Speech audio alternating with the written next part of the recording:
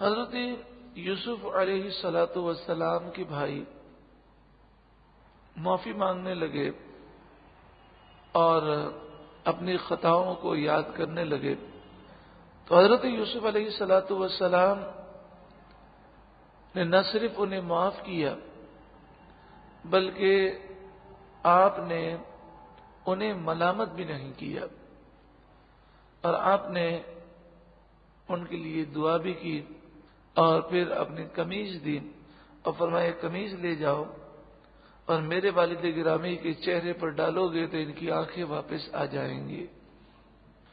وَلَمَّا فَصَلَتِ الْعِيرُ، اور جب مصر سے قافلہ جدا ہوا، العیر یعنی قافلہ، فصلت جدا ہوا، اور جب مصر سے قافلہ جدا ہوا اور وہ حضرت یوسف علیہ السلام کی قمیض لے کر چلے۔ اب آپ ذرا تصور کیجئے کہ سارے کے سارے بھائی جو ہیں وہ مصر میں ہیں۔ حضرت یوسف علیہ السلام 11 بھائیوں کو قمیض دے کر بھیجتے ہیں اور وہاں پر حضرت یعقوب علیہ السلام کے پاس آپ کے پوتے ہیں اور دیگر رشتہ دار ہیں۔ وہاں آپ مشہور و معروف ہیں کہ آپ یوسف علیہ السلام کو بڑی محبت سے یاد کرتے ہیں اور جو گھر کے دیگر افراد ہیں یا پوتے وغیرہ ہیں انہیں بھی یہی بتایا گیا ہے کہ یوسف علیہ السلام کو بھیڑیا کھا گیا۔ تو ایسے حالات کے اندر کہ جب کئی سال گزر چکے ہیں اور حضرت یوسف علیہ السلام کی یاد میں روتے روتے حضرت یعقوب علیہ السلام کی آنکھیں چلی گئی ہیں، ایسے موقع پر اگر کوئی کہے کہ مجھے یوسف کی خوشبو آ رہی ہے تو لوگوں کو تعجب تو ہوتا ہے۔ قال ابوہم، ان کے والد نے کہا یعنی حضرت یعقوب علیہ السلام نے کہا، انی لأجد ریح یوسف، بے شک میں یوسف کی خوشبو پا رہا ہوں، ریح یوسف، میں یوسف کی خوشبو پا رہا ہوں۔ لولا ان تفندون، اگر تم مجھے یہ نہ سمجھو کہ بڑھاپے کی وجہ سے میری عقل جاتی رہی، یعنی یہ بات جو میں تمہیں کہہ رہا ہوں تم ہرگز یہ نہ سمجھنا کہ میری عقل میں کوئی فطور آ گیا ہے، یہ ایک حقیقت ہے کہ میں یوسف کی خوشبو کو پا رہا ہوں۔ حضرت مولانا روم علیہ رحمہ کی بھی کیا بات ہے، سبحان اللہ۔ مولانا روم علیہ رحمہ آپ نے مصنوی شریف کو ایسا لکھا ہے کہ جب بھی اسے پڑھا جائے تو معرفت کے دروازے جو پڑھنے والے کے لیے کھلتے جاتے ہیں۔ آپ نے کہا کہ حضرت یعقوب علیہ السلام سے پوچھا گیا کہ بڑی عجیب بات ہے، مصر سے قمیص چلا، یوسف بھی نہیں چلے، صرف قمیص چلا ہے، تو آپ کو یوسف علیہ السلام کی خوشبو آنے لگی، اور جب آپ کے بیٹوں نے یوسف کو اٹھا کر کنویں میں ڈال دیا تھا تو اس وقت آپ نے یہ نہیں کہا کہ مجھے یہاں کنویں سے خوشبو آ رہی ہے، میرے یوسف کو کنویں سے نکالو، حالانکہ کنواں تو آپ کے شہر کے بہت قریب تھا اور مصر تو سینکڑوں میل دور تھا۔ یہ کیا بات ہے کہ سینکڑوں میل دور سے قمیص کی خوشبو آ رہی ہے اور جو قریب جو کنواں ہے اس میں پورے یوسف علیہ السلام ہے، تو ان کی خوشبو کا آپ نے ذکر نہیں کیا۔ تو حضرت مولانا روم علیہ رحمہ فرماتے ہیں کہ حضرت یعقوب علیہ السلام نے بڑا پیارا جواب دیا، فرمایا کہ جب ہم رب العالمین کے دربار میں استغراقی کیفیات میں ہوتے ہیں اور اس کی محبت میں جب گم ہو جاتے ہیں تو ہم اپنے آپ کو بھی فنا کر دیتے ہیں، ہمیں اپنا بھی ہوش نہیں ہوتا، دائیں بائیں کسی چیز کا ہمیں ہوش نہیں رہتا، اور جب وہاں سے فیض لے کر ہم اس استغراقی کیفیات سے باہر آتے ہیں تو حضرت یعقوب علیہ السلام نے فرمایا پھر ہمارے سامنے کائنات ایسے روشن ہوتی ہے جیسے ہتھیلی پر رائی کا دانہ۔ یہ جو مولانا روم علیہ الرحمن نے یہ جو بات لکھی ہے، اگر یہ سمجھ میں آ جائے تو عقیدہ اہل سنت سمجھ میں آ جاتا ہے۔ عقیدہ اہل سنت یہ ہے، مسلمانوں کا، سنیوں کا یہ عقیدہ ہے کہ اللہ تعالیٰ نے اپنے پیاروں کو بہت علم عطا فرمایا، اولین اور آخرین کے علم میں سے بہت حصہ عطا فرمایا، لیکن جب کسی اہم بات کی طرف توجہ ہوتی ہے تو دوسری بات سے توجہ کا ہٹ جانا یہ ممکن ہے۔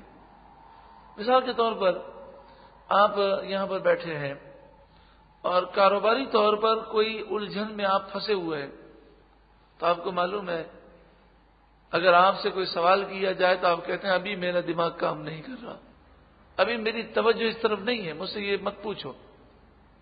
بلکہ بسا اوقات کوئی سامنے آ جائے تو اس کا نام بھی یاد نہیں آتا، اس کا نام بھی نہیں آتا، یار پتہ نہیں کیا نام ہے، یہ کون ہے، ملاقات تو ہوئی تھی۔ اور کبھی کبھی ایسا بھی ہوتا ہے کہ جب انسان کسی الجھن میں ہوتا ہے اس کے سامنے گفتگو پوری کر دیں اور بعد میں کہیں کہ میں نے آپ کو کہا تھا، تو ہم کہتے ہیں ہم نے تو سنا ہی نہیں آپ نے کیا کہا۔ تو یہ دنیاوی الجھنوں کا حال ہے، لیکن رب کی جو معرفت ہے اور اس کے دیدار کی جو چاشنی ہے اور اس کے قرب کا جو لطف ہے، وہ لطف ہر چیز سے بیگانہ کر دیتا۔ اور پھر اگر اس لطف میں کوئی ہو، بظاہر اس کے جسم کو ٹکڑے ٹکڑے کر دیے جائیں، اسے احساس نہیں ہوتا۔ تو شہید کو فرمایا نا کہ چونٹی تمہیں کاٹتی ہے اتنی تکلیف ہوتی ہے، اور دوسری روایت میں فرمایا اتنی بھی تکلیف نہیں ہوتی۔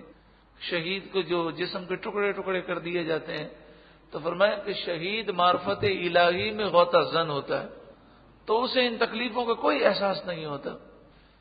تو حضرت یعقوب علیہ السلام نے فرمایا جب ہم استغراقی کیفیات میں ہوتے ہیں تو اپنی ذات کو بھی بھول جاتے ہیں اور رب کی معرفت میں گم ہوتے ہیں، اور جب وہاں سے فیض لے کر باہر آتے ہیں اور حال سے پھر قال میں آتے ہیں تو پھر ساری کائنات ہم پر ایسی روشن ہوتی ہے کہ جیسے ہتھیلی پر رائی کا دانہ ہو۔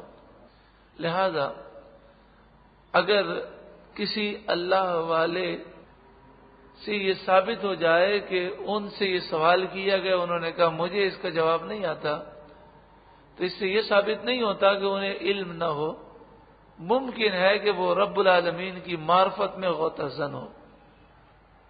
انی لاجد ریح یوسف، بے شک میں یوسف کی خوشبو پاتا ہوں۔ لولا ان تفندون، اگر تم مجھے یہ نہ کہو کہ بڑھاپے کی وجہ سے عقل چلی گئی ہے یا عقل میں فتور آ گیا، ایسی بات نہیں ہے۔ قالو، وہ بولے،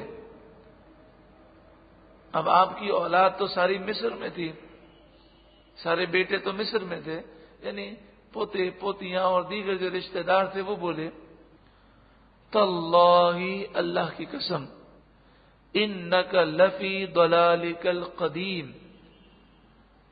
یہاں پر آپ کو ایک اہم مسئلہ سمجھنا ہے۔ اگر یہاں پر ترجمہ ضلال کا ترجمہ گمراہی کر دیں تو یہ کفر ہو جاتا ہے، اور حضرت یعقوب علیہ السلام کے خاندان کے تمام افراد وہ مومن تھے، اور نبی کو کوئی کہے کہ آپ گمراہی میں ہیں تو وہ کافر ہو جائے گا۔ قدیم مانے پرانی، تو اگر کوئی نادان اگر لفظی ترجمہ جو عام طور پہ کیا جاتا ہے وہ کرنے جائے گا، معلوم ہے وہ کیا ترجمہ کر دے گا، نعوذ باللہ من ذالک، انک لفی ضلالک القدیم، بے شک آپ تو وہی پرانی گمراہی میں ہیں، نعوذ باللہ من ذالک۔ ضلال مانے اگر گمراہی کر دیں تو یہ تو کفر ہے۔ اور آپ بتائیے کہ حضرت یعقوب علیہ السلام کے گھر والے مومن تھے اور سب کے سب مومن صادق تھے، تو یہ کیسے ہو سکتا ہے کہ وہ حضرت یعقوب علیہ السلام کی اتنی بڑی توہین اور بے ادبی کریں؟ وَوَجَدَكَ ضَالًّا فَهَدَىٰ، وہاں بھی کئی لوگ گمراہ ہوئے، انہوں نے وہاں ترجمہ گمراہی کیا۔ وَوَجَدَكَ، اے نبی، اللہ نے آپ کو نعوذ باللہ من ذالک گمراہ پایا تو ہدایت دی، نعوذ باللہ من ذالک۔ کسی نے راہ بھولا ترجمہ کیا، کسی نے بے خبر ترجمہ کیا. سارے ترجمے رسول اللہ کی شان کے خلاف ہیں. انہیں آپ سوچیں کہ جس نبی کی شان اس قدر بلند و بالا ہے کہ اگر کان میں کوئی تکلیف ہو اور اونچا سننے کا مرض ہو، اونچا بولنے کا مرض ہو، اس مرض کی وجہ سے بھی رسول اللہ کی بارگاہ میں اونچا بول دے تو ایمان برباد ہو جائے. صحابی رسول جن کے متعلق آیت نازل ہوئی لا ترفعوا اصواتکم فوق صوت النبی، کہ نبی کی آواز پر اپنی آواز بلند مت کرنا. وہ کون سے صحابی تھے؟ ان کے کان میں تکلیف تھی تو وہ اونچا سنتے تھے. جو اونچا سنتا ہے بسا اوقات اونچا بول بھی دیتا ہے. تو انہوں نے بے خیالی میں جس طرح ان کو تکلیف تھی اس وجہ سے انہوں نے اونچا بول دیا. تو اس پر یہ آیت کریمہ نازل ہو گئی اے ایمان والوں، رسول اللہ کے دربار میں آواز اونچی مت کرنا ورنہ ایمان برباد ہو جائے گا. تو بتائیے جس نبی کے دربار کے اندر جبریل بھی اجازت لے کر آتے ہوں، جن کا مقام و مرتبہ اس قدر بلند ہو، تو یہ اس طرح کے ترجمے تو ایمان کو برباد کرنے والے. تو وہاں اعلی حضرت امام اہل سنت نے ترجمہ کیا کہ آپ کو محبت میں، اللہ کی محبت میں خود رفتہ پایا، اللہ کی محبت میں گم پایا تو اپنا قرب عطا فرمایا، یعنی اپنا مزید قرب دیا. تو یہاں بھی وہی ترجمہ ہوگا انک لفی ضلالک القدیم، بے شک آپ تو وہی پرانی محبت میں گم ہو چکے ہیں. تو وہ محبت کی وجہ سے آپ کو خوشبو آ رہی ہے. کہ بعض لوگوں کو محبت ہوتی ہے نا تو کوئی آدمی چلتا ہوا بھی نظر آتا ہے، ارے میں نے دیکھا تھا رات کو وہ آیا تھا، کسی کا انتقال ہو چکا ہو تو بسا اوقات اسے چلتا ہوا نظر بھی آتا ہے، وہ آ کر گفتگو بھی کرتا ہے. تو یہ محبت کی وجہ ہوتی. تو انہوں نے کہا کوئی خوشبو وغیرہ نہیں ہے، آپ اصل میں محبت میں گم ہیں، اس لیے آپ کو ایسا محسوس ہو رہا ہے. آپ نے خاموشی اختیار فرمائی. اب یہاں جو خاموشی تھی وہ اس لیے تھی کہ آپ نے یہ دیکھ لیا کہ یہ لوگ ان باتوں کو سمجھنے کی صلاحیت نہیں رکھتے، ابھی وقت چاہیے. تو آپ خاموش ہو گئے. فلما ان جاء البشیر، پھر جب خوشخبری سنانے والا آیا. یوں تو 11 بھائی آ رہے تھے قمیض لے کر، لیکن یہودا نے اپنے چپل اتار دیے اور کہا مجھے قمیض دو، میں نے اپنے والد گرامی کو دکھ پہنچایا ہے. میں نے ہی اپنے والد گرامی سے کہا تھا کہ یوسف کو جنگل میں ہمارے ساتھ بھیج دیجئے، اور بنیامین کے لیے اجازت بھی میں نے لی تھی، سارے معاملات میں نے کیے، تو میں نے بڑا دکھ پہنچایا ہے. تو اب میں چاہتا ہوں کہ قمیض لے کر جاؤں اور خوشخبری میں سناؤں تاکہ میرے والد گرامی مجھ سے دوبارہ خوش ہو جائیں. وہ دوڑتے ہوئے آئے. القاہ علی وجہہ، لوگ کہتے ہیں جی تبرکات سے کیا ہونا ہے؟ جب اللہ ساری دعائیں قبول کرتا ہے تو بزرگوں کے پاس جانے کی ضرورت کیا ہے؟ کیا اللہ تعالیٰ کے خزانے میں کوئی کمی ہے؟ نہیں، بالکل کمی نہیں ہے. تو شفا کا جو خزانہ اللہ کے پاس ہے اس میں کوئی کمی ہے؟ بتائیے. تو پھر قمیض کی ضرورت کیا تھی؟ کہ قمیض لگے گا تو شفا ملے گی. شفا اللہ کی رحمت ہے. تو جب اللہ کے نیک بندوں کا وسیلہ اور واسطہ بیچ میں ہوتا ہے تو اللہ کی رحمت زیادہ چھما چھم برستی ہے. اللہ رب العالمین دعائیں سنتا سب کی ہے، قبول بھی فرماتا ہے، لیکن فرمایا لئن سألنی لأعطینہ، اگر میرا محبوب بندہ مجھ سے مانگے تو میں ضرور بضرور اس کا ہر سوال پورا کر دوں. تو یہ وعدہ ہے اللہ کا. اس لیے اللہ والوں کے پاس جاتے ہیں کہ آپ کرم کیجئے، دعا کیجئے. تو زندہ اللہ والا ہو تو اس کے پاس بھی جانے میں کوئی حرج نہیں، اور جو اللہ والا وصال کر چکا ہو تو اس کے مزار پر جا کر بھی دعا کی درخواست کرنے میں کوئی حرج نہیں. تو وہ کرم کریں گے، دعا کریں گے اور ان کی دعائیں رد نہیں ہوتی. گو کہ گناہگار کی بھی دعا قبول ہوتی ہے، لیکن آپ دیکھیں نا دعا تو ہر جگہ اللہ سنتا ہے، پھر مکے جانے کی ضرورت کیا ہے؟ مدینے جانے کی ضرورت کیا ہے؟ جی اللہ تو ہر جگہ سنتا ہے، شہرک سے زیادہ قریب ہے، تو پھر نہ مکے جانے کی ضرورت ہے، نہ مدینے جانے کی ضرورت ہے، نہ حجر اسود پہ دعا کرنے کی ضرورت ہے، نہ مقام ابراہیم پہ دعا کرنے۔ بڑے فخر سے کہتے ہیں جی میں حتیم میں چلا گیا تھا، بڑی دعائیں کی میں نے۔ ارے تو کیا اللہ حتیم میں ہی سنتا ہے؟ اللہ ہر جگہ سنتا ہے، تو تم اتنا فخر کیوں کر رہے ہو؟ فخر کی بات نہیں ہے، اللہ کی رحمت ہر جگہ ہے، مگر بعض مقام ایسے ہوتے ہیں جہاں پر رحمت زیادہ برستی ہے، تو یہ قبولیت کے مقام ہے۔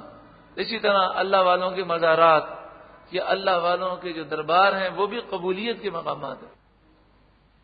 آپ اس موضوع پر ذکر جمیل کا مطالعہ کیجئے۔ حضرت مولانا شفیع اوکاڑوی علیہ رحمہ کی کتاب ہے ذکر جمیل، اس میں وہ شروع سے لے کر آخر تک یہ بتاتے ہیں کہ رسول اللہ کے صحابہ حضور سے نسبت رکھنے والی ہر چیز سے شفا حاصل کرنے کی کوشش کرتے، برکت حاصل کرنے کی کوشش کرتے، کبھی آنکھوں سے ملتے، کبھی سینے سے لگاتے، یہاں تک کہ صحابی رسول حضرت انس اور صحابی رسول حضرت امیر معاویہ یہ وصیت کر رہے ہیں کہ جب میں مر جاؤں تو میرے کفن میں حضور کے تبرکات رکھ دینا۔ یہاں بعض نادان لوگ کہتے ہیں جی قبر میں رکھنے سے کیا فائدہ؟ تو کیا حضرت امیر معاویہ کو نہیں معلوم کہ نیک اعمال ہی قبر میں جانے؟ کیا حضرت انس بن مالک کو نہیں معلوم کہ رسول اللہ نے جو ان کی تربیت کی ہے کیا اس میں کوئی نقص ہے؟ نعوذ باللہ من ذالک۔ تو وہ کیوں کہہ رہے ہیں؟ تو اس کے آپ حوالے پڑھیے اس کتاب میں ذکر جمیل، جس میں حضور کے پورے جسم مبارک کی خوبیاں بیان کی گئی ہیں، آپ کا حلیہ مبارک بیان کیا گیا اور صحابہ کرام کے عشق و محبت کے واقعات ہیں۔ القاہ علی وجہہ، اس نے وہ قمیص حضرت یعقوب علیہ السلام کے چہرے پر ڈال دیا۔ فرتد بصیرا، فا جو ہے یہ فوراً کے معنی میں، فا کس کے لیے آتا ہے؟ فوراً۔ جیسے مثال کے طور پر ہم کہیں جا زید فامر، زید آیا فامر، تو فا آگے اس کا مطلب یہ کہ زید کے فوراً بعد امر آیا، زید کے فوراً بعد امر آیا۔ فرتد بصیرا، قمیض لگنی تھی، فوراً اللہ نے آنکھیں عطا فرما دی۔ تو کیا اللہ کی رحمت قمیض میں محدود تھی؟ اللہ تو جب چاہے شفا دے، لیکن اللہ تبارک و تعالی نے یہ بتا دیا کہ میرے محبوب بندوں کی قمیض میں بھی میں شفا کا ذریعہ پیدا کر دیتا ہوں۔ تو جب قمیض کا یہ عالم ہے تو خود محبوب کی کیا شان ہوگی؟ القاہ علی وجہہ فرتد بصیرا، جیسے ہی وہ قمیض چہرے پر ڈالی فوراً آنکھیں واپس آ گئیں۔ قال الم اقل لکم، فرمایا کیا میں نے تمہیں نہ کہا تھا کہ یہ تو راز الہی ہے، تم سمجھتے ہو مجھے نہیں پتا یوسف کہاں ہے، سب معلوم ہے، لیکن ہر چیز بتانے کی اجازت نہ تھی، کیونکہ اللہ والے وہی کلام کرتے ہیں جس کی انہیں اجازت ہو۔ انی اعلم من اللہ ما لا تعلمون، بے شک میں اللہ کے دربار سے وہ علم رکھتا ہوں جو تم نہیں جانتے۔ تو کیا میں نے تمہیں یہ نہ کہا تھا کہ مجھے اتنا علم ہے؟ اب سارے بھائی رونے لگے اور کہنے لگے، قالوا، وہ بولے، یا ابا نستغفر لنا ذنوبنا، اے ہمارے والد آپ ہمارے گناہوں کے لیے بخشش کا سوال کریں۔ سوال پھر یہیں پر یہی آتا ہے، اللہ دعا قبول کرتا ہے کہ نہیں؟ تو کوئی کیا یعقوب علیہ الصلوۃ والسلام کے بیٹوں پر اعتراض کرے گا؟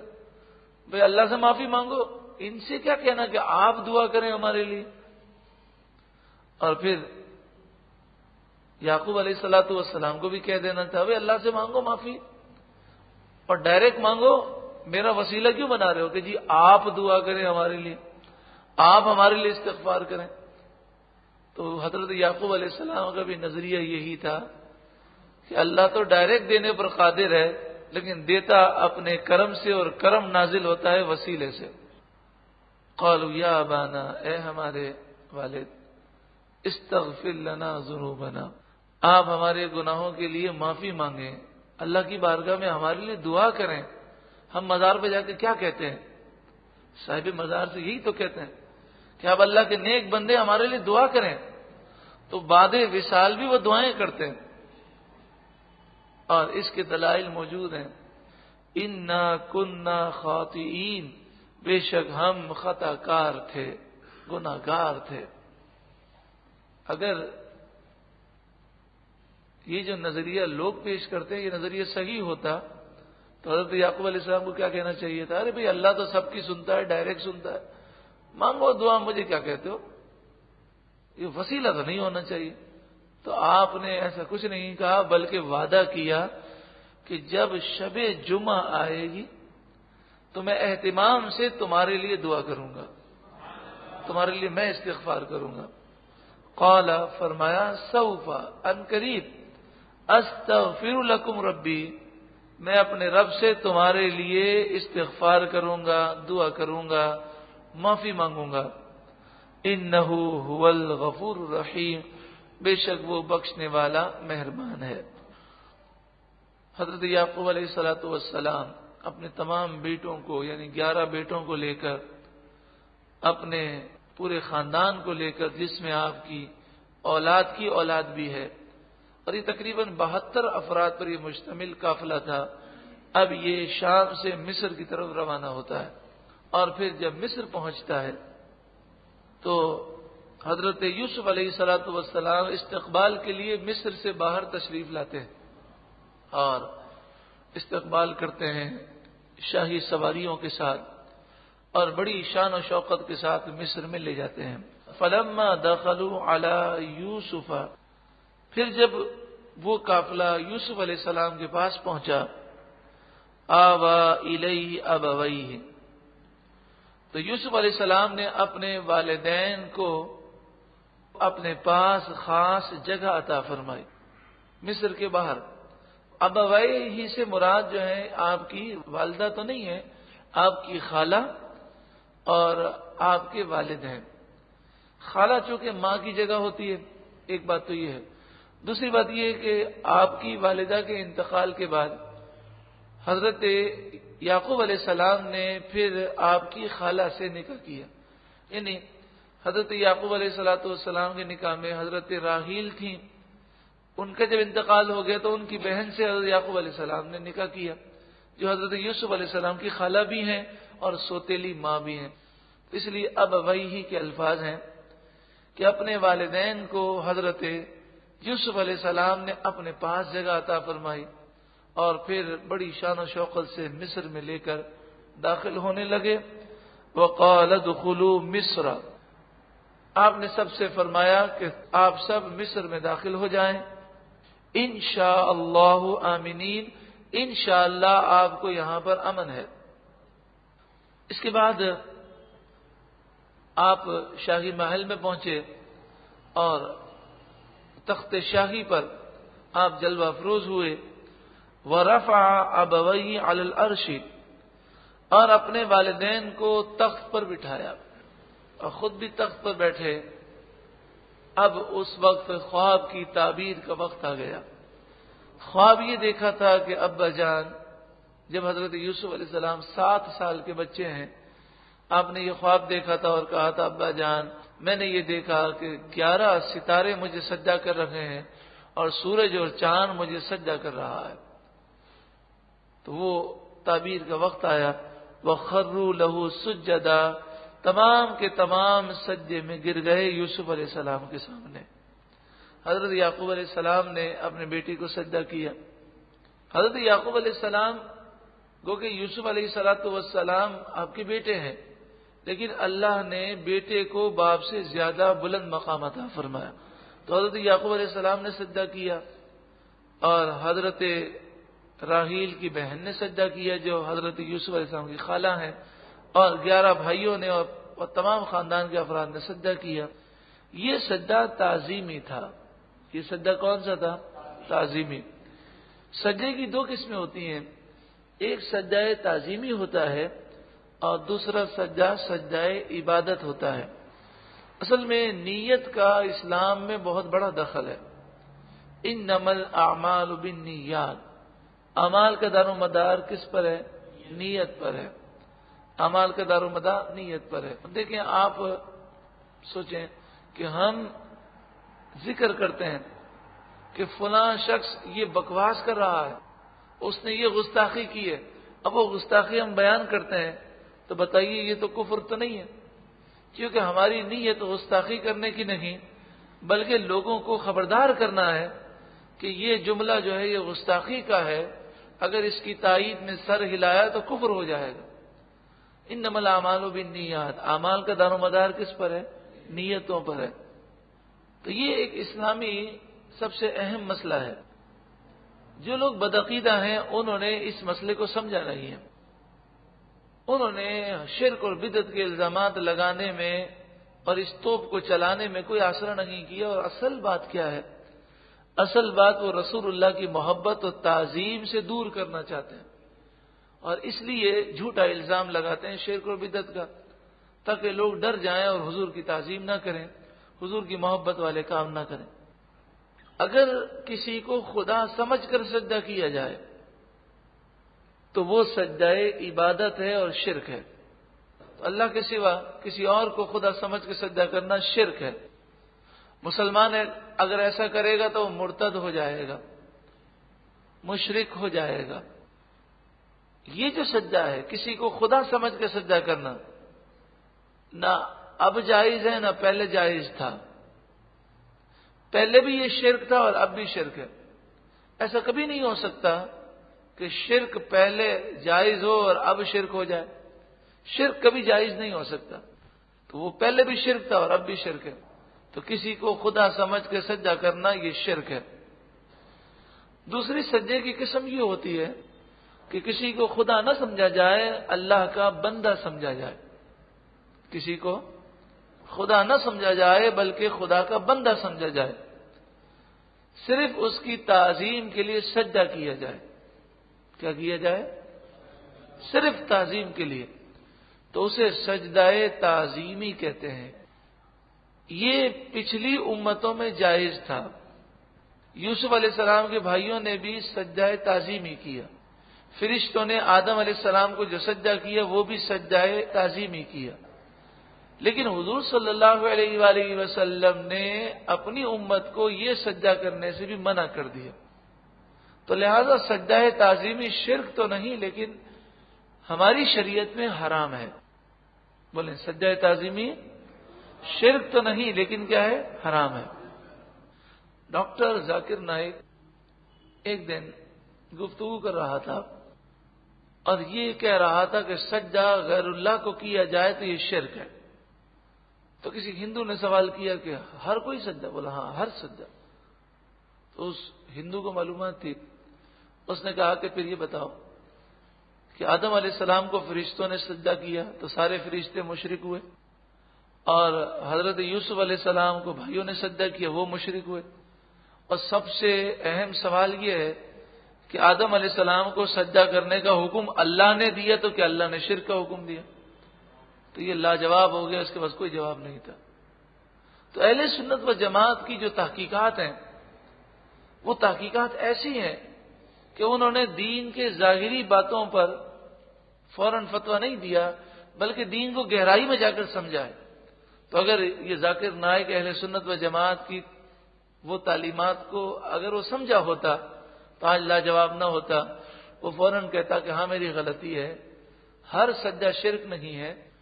جو سجدہ خدا سمجھ کر کیا جائے وہ شرک ہے اللہ کے سوا کسی کو، اور جو سجدہ کسی کی تعظیم میں کیا جائے وہ امت محمدیہ صلی اللہ علیہ وآلہ وسلم میں حرام ہے. اس سے پہلے جائز تھا. تو فرشتوں نے جو سجدہ کیا وہ سجدہ تعظیمی کیا، اور اسی طرح یوسف علیہ السلام کے بھائیوں نے جو سجدہ کیا وہ سجدہ تعظیمی کیا. یہ جواب ہو جاتا. لیکن یہ لوگ بیچارے ہر بات میں شرک کا فتویٰ لگانے میں اپنی بہت بڑی سعادت سمجھتے ہیں. انہوں نے جو کتابیں لکھی ہیں اور جس قسم کی انہوں نے گفتگو کی ہے، حضرت آدم علیہ الصلوۃ والسلام کو فرشتوں نے جو سجدہ کیا وہ سجدہ کون سا تھا؟ سجدہ تعظیمی تھا. سجدہ تعظیمی. تو تو بات یہ ہو رہی تھی کہ یہ بیچارے ایسے نادان ہیں کہ شرک اور بدعت کا الزام لگانے میں یہ بہت بڑی سعادت سمجھتے ہیں، حالانکہ کسی پر شرک کا الزام لگانا بہت بڑا جرم ہے۔ ان الشرک لظلم عظیم، شرک ظلم عظیم ہے، اور شرک کا الزام لگانا اس سے بڑا ظلم ہے کہ رسول اللہ نے فرمایا جو کسی پر غلط شرک کا الزام لگائے وہ خود مشرک ہے، وہ خود اسلام سے باہر ہے۔ تو لہذا ان لوگوں کی باتوں سے بچنا چاہیے، بیچارے خود قرآن و حدیث کو صحیح سمجھے نہیں ہیں تو دوسروں کو بھی گمراہ کرتے ہیں۔ اب مزار پر جا کر اگر کوئی سجدہ کرتا ہے، سوال ہے تو یہ سجدہ حرام ہے؟ یہ سجدہ کیا ہے؟ حرام ہے۔ صاحب مزار کو اگر سجدہ کرتا ہے، لیکن ہم فوراً اسے مشرک نہیں کہہ سکتے، ہم پوچھیں گے تیری نیت کیا ہے؟ اگر وہ خدا سمجھ کے سجدہ کرتا ہے تو مشرک ہے، اور اگر تعظیم میں سجدہ کرتا ہے تو صرف گناہگار ہے، حرام کام کرتا ہے، مشرک نہیں ہے۔ ہم کہیں گے بھائی ہماری شریعت میں اس کی اجازت نہیں، لیکن اکثر یہ دیکھا گیا ہے کہ ہم نے زندگی میں الحمدللہ بکثرت مزارات پر حاضری دی ہے، اور میں نے اپنی آنکھوں سے زندگی میں کسی کو بھی سجدہ کرتے ہوئے دیکھا نہیں ہے۔ ہاں ایک دفعہ ایسا ہوا کہ لال شہباز قلندر علیہ رحمہ کے مزار اقدس پر گئے تو 10-15 افراد جو ہے وہ فوراً سجدے میں گر گئے، تو وہ شیعہ تھے، وہ اہل تشیع تھے۔ اہل سنت و جماعت میں سے کسی کو ہم نے سجدہ کرتے ہوئے نہیں دیکھا۔ ہاں یہ ضرور ہوتا ہے کہ بعض لوگ آ کر قبر کو چومتے ہیں، یا چادر کو چومتے ہیں، یا زمین کو چومتے ہیں، تو دیکھیں چومنا اور چیز ہے اور سجدہ کرنا اور چیز ہے۔ تو چومنا بھی مکروہ ہے، قبر کی چادر کو یا قبر کو چومنا یا قبر کے سامنے زمین کو چومنا، اعلیٰ حضرت امام اہل سنت نے اسے مکروہ لکھا، لیکن پھر بھی یہ سجدہ نہیں ہے۔ جیسے مثال کے طور پر کسی کے سامنے جھکنا منع ہے کہ نہیں، لیکن اگر کوئی آدمی چپل اٹھانے کے لیے جھکے پھر تو کیا پھر بھی حرام ہے؟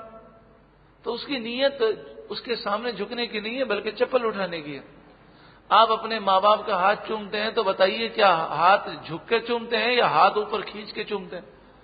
باپ کا ہاتھ بولیں گے بھائی اوپر کرو بالکل مجھے جھکنا نہ پڑے، ایسا تو نہیں کریں گے نا۔ تو ماں کا ہاتھ چومیں گے یا باپ کا ہاتھ چومیں گے تو سر جھکانا پڑے گا کہ نہیں؟ تو بھائی اللہ کے سوا کسی اور کے سامنے جھکنا تو حرام ہے، تو کیا آپ پر حرام کا فتویٰ لگے گا؟ نہیں، آپ کہیں گے بھائی میں تو ہاتھ چومنے کے لیے جھک رہا ہوں، تعظیماً جھک نہیں رہا۔ اب ہاتھ چومنا ہے، چپل اٹھانا ہے، کوئی چیز اٹھانی ہے تو اس کے لیے جھکنا اور چیز ہے۔ انما الاعمال بالنیات، اعمال کا دار و مدار کس پر ہے؟ نیتوں پر۔ وخروا له سجدا، تمام کے تمام حضرت یوسف علیہ السلام کے سامنے سجدے میں گر گئے، سجدہ تعظیمی انہوں نے کیا۔ اب میں یہاں پر پھر کہتا ہوں کہ ہم نے کیوں کہا کہ مزار پر اگر کوئی تعظیم کی نیت سے سجدہ کرے گا تو وہ گناہگار ضرور ہوگا، مشرک نہیں ہوگا؟ یہ کیوں کہا؟ اس لیے کہ اگر ہم کہیں کہ تعظیمی سجدہ شرک ہے تو پھر شرک کبھی جائز نہیں ہو سکتا، تو پھر ماننا پڑے گا کہ پھر یعقوب علیہ السلام کے بیٹوں نے اور یعقوب علیہ السلام نے نعوذ باللہ من ذالک شرک کیا، اور فرشتوں نے بھی شرک کیا، تو ایسا ہو نہیں سکتا۔ تو اس لیے آپ کو یہ کہنا پڑے گا کہ حضور کی شریعت سے پہلے سجدہ تعظیمی جائز تھا، اب اگر کوئی کرے گا تو گناہگار ضرور ہے کہ حضور نے منع کر دیا، لیکن مشرک نہیں ہے۔ مشرک کب ہوگا؟ جب وہ عبادت کی نیت سے سجدہ کرے، خدا سمجھ کے سجدہ کرے۔ اسی طرح غیر اللہ سے اگر کوئی چیز مانگتا ہے تو اس کا دار و مدار بھی نیت پر ہے۔ خدا سمجھ کر مانگے گا تو مشرک، اور خدا کا بندہ سمجھ کر مانگے گا تو مشرک نہیں ہو سکتا۔ غیر اللہ سے مانگنا کب شرک ہے؟ جب خدا سمجھ کر مانگے۔ اب غیر اللہ سے انسان مدد مانگے یا کوئی چیز مانگے، چاہے وہ غیر اللہ باپ ہو، چاہے ماں ہو، چاہے استاد ہو، چاہے دوست ہو، چاہے دوست استاد اور ماں باپ سے بڑھ کر ہو، رسول اللہ کی ذات ہو۔ سوال یہ ہے کہ بڑی عجیب و غریب بات لوگ کہتے ہیں ماں باپ سے مدد مانگنے میں کوئی حرج نہیں، دوستوں سے مدد مانگنے میں کوئی حرج نہیں. ہاں رسول اللہ سے مدد مانگنا شرک ہے. کیا بات ہوئی جناب. تو کبھی تو کہتے ہیں غیر اللہ سے مدد مانگنا شرک, بولتے ہیں اللہ کے علاوہ ہر ایک سے مدد مانگنا شرک. تو ماں باپ اللہ کے علاوہ ہیں یا اللہ ہیں؟ بتائیے. اللہ کے علاوہ ہیں. تو اگر شرک ہے تو یہاں بھی شرک ہونا چاہیے. تو اگر بتائیے جب ماں باپ سے مانگنے میں کوئی حرج نہیں تو رسول اللہ ہمارے ماں باپ سے بڑھ کر ہیں کہ نہیں؟ بتائیے. وہ تو ہمارے کروڑوں ماں باپ ان کے قدم مبارک پر قربان ہو, تو ان سے مانگنے میں کیا حرج ہے؟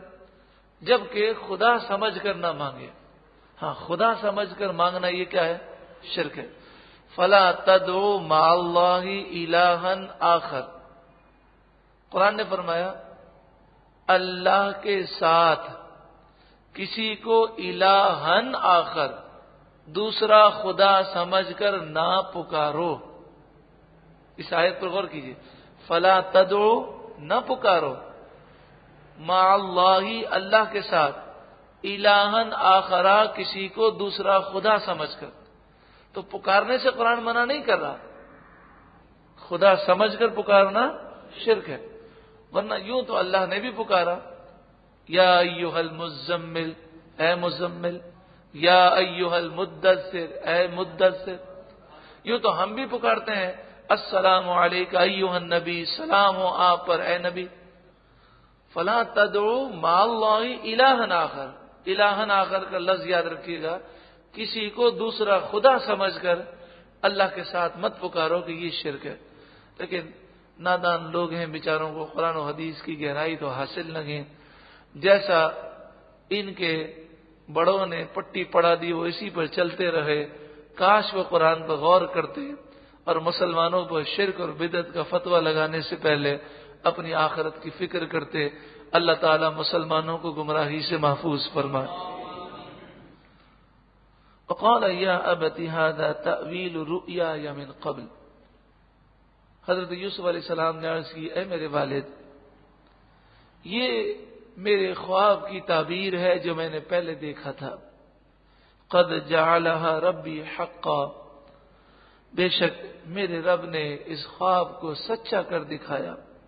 وقد احسن بی اذ اخرجنی من السجن, اور بے شک میرے رب نے مجھ پر احسان کیا جب اس نے مجھے جیل خانے سے باہر نکالا. وجاء بکم من البدو, اور میرے رب نے احسان کیا کہ آپ لوگوں کو دیہات سے یہاں پہنچا دیا. من بعد ان نزغ الشیطان بینی و بین اخوتی. اس موقع پر بھی آپ نے یہ نہیں کہا کہ میرے بھائیوں نے تو مجھے مارنے میں کوئی کسر باقی نہ رکھی تھی. آپ نے کہا شیطان نے میرے اور میرے بھائیوں کے درمیان نزاع کو ڈالا. اپنی یہ نسبت کس کی طرف کی؟ شیطان کی طرف. یعنی میرے بھائی تو بڑے پیارے ہیں مگر انہیں ایسی حرکتوں پر ابھارا شیطان نے.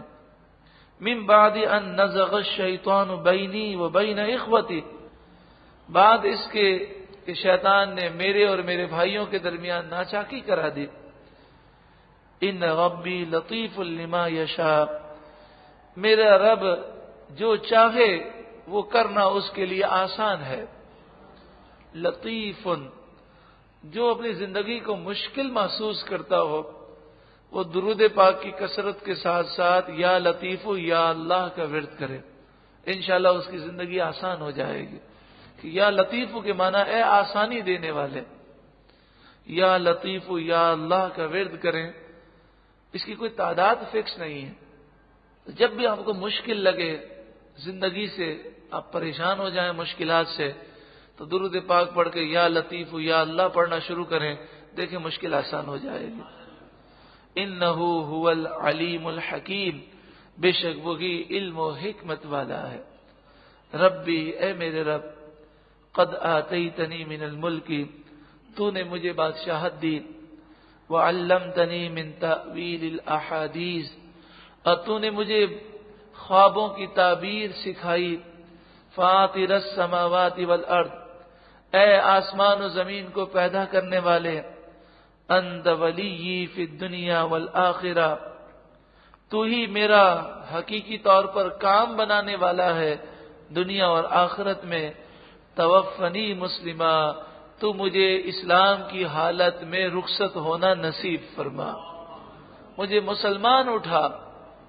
نبی ہیں اور خاتمہ بالایمان کی دعا کر رہے ہیں، جن کا ایمان تو محفوظ ہے، ہمیں تعلیم دے رہے ہیں کہ زندگی تو گزر جائے گی، اصل مسئلہ تو آخرت کا ہے، خاتمہ اچھا ہو اور خاتمہ بالایمان نصیب ہو، یقیناً وہ شخص کامیاب ہے۔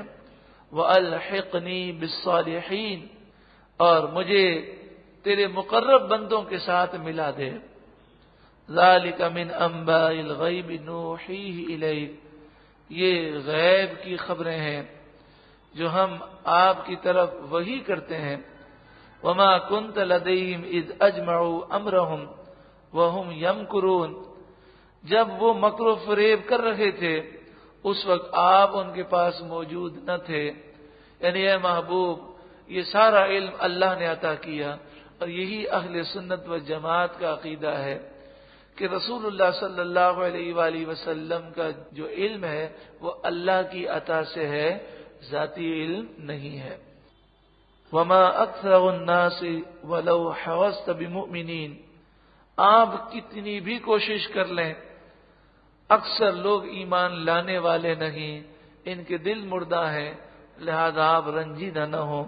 وَمَا تَسْأَلُهُمْ عَلَيْهِ مِنْ أَجْرٍ، اور اے محبوب آپ تو اس تبلیغ دین پر ان سے کوئی اجرت نہیں مانگتے، تو آپ کو وہ مانے یا نہ مانے آپ کا کوئی نقصان نہیں، کیونکہ آپ کو تو تبلیغ دین پر ثواب مل جائے گا۔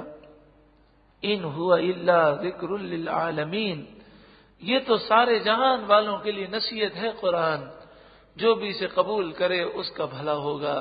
اللہ رب العالمین حضرت یوسف علیہ السلام کی دعاؤں کے صدقے میں ہمیں بھی خاتمہ بالخیر، ایمان پر عافیت کے ساتھ رشک بھری شہادت حضور کے جلووں میں نصیب فرمائے۔